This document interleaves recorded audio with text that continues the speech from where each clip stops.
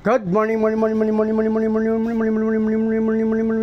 Good morning, guys. Today is Tuesday, guys. Ayan, guys, oh. Nakita niyo, aking plants kasi tinanggal ko yan, guys. Kasi nakapatong yan dito sa aking tab na may fry, guys. Pakita ko sa inyo, guys. Dito ako sa aking terrace, guys, yan. Kasi dito, guys, sa aking terrace. Actually, kahapon ko pa ito nakita yung mga fry na to. Yan, dyan. Ito.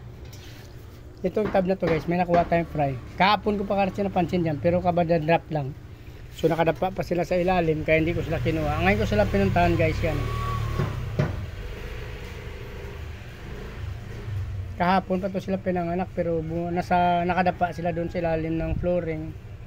Hindi natin muna agad-agad tinanggal. Kasi pag nagip sila ng ating panandok, mamamatay na sila at mapipisa. So hinintay natin na ready to swim. Nag-swim na sila sa taas para masandok natin. Kasi kung nasa ilalim na, gagad rin natin, mamamatay na sila. Mahinang-mahina pa sila kapon, kaya pinabayaan ko muna sila. Ngayon, guys, nakuha na natin sila. Ang dami.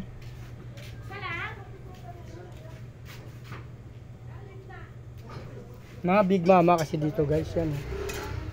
Ayun, dalawa lang, pero mga big mama. Actually, papalitan ko sana ng RDSS yan. So, wala pang RDSS. Yan kasi yan, crossbreeds ng, parang naging chops na kasi yan. Yung male natin dyan, chops na yan. Kasi, crossbreed siya ng ABM, tsaka ng Red Dragon Snake Skin. So, yung ko ba't naging pula yung kanyang tail. Pero maganda rin naman siya, guys. Kaso pang pets na lang to. Bibinta na natin para sa mga bata. Yung kanila mga anak. Malalaki yung ating mga female dyan, guys. Dalawa yan, oh.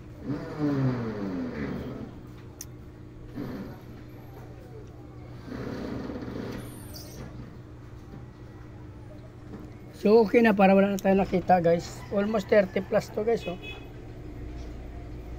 Hindi pa bababa sa 30 naman ito. Babalik ko lang yung mga plants nila, guys, yan, ha.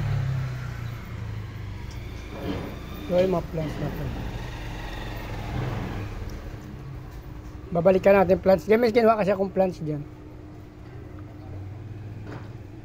Yan mo. Tsaka ito kasi, guys, oh, may plants. Ito babalik na rin natin to. Nasinaga naman dito ng araw, kaya buhay na buhay dito ang ating plants. Okay lang may plants sila. Ayun, guys, oh. Actually, mga plants natin dito sa terrace, nabubuhay sila talaga. Yan, oh. Lahat dito na tab ko halos nilagyan ko na ng mga plants. Dito malaka-naka kasi kinakain nila to, guys, yung ano, duckweed.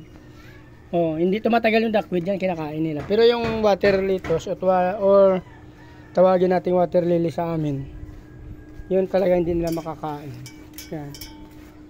Halos lahat yan, guys, mayroong mga duckweed saka mga plants, aquatic plants. Ito, guys, may guppy grass dito. So pinaparami ko pa siya, hindi ko pa siya binibenta.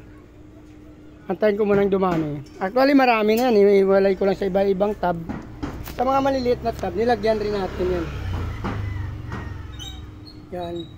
Kahit na sa amin, ano lang, 4 liters na galon na hinati natin, mayroon na tayong mga ano dyan, nilagay water lily. At the same time, mayroon ding guppy grass. Yung iba naman nilagyan natin ng hornwort. Like dito, guys, ang dami.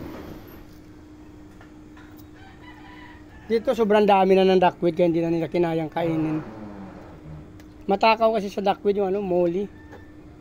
Lalo na pag adult na sila, malalaki na. Sobrang takaw nila sa duckweed. Dito hindi, oh. Ito kasi guppy, kasi nandiyan rito. Yan, guppy kasi yan, guys, yan. Pero yung sa molly natin talagang unti-unting na uubos. Nangangain sila, yan, oh.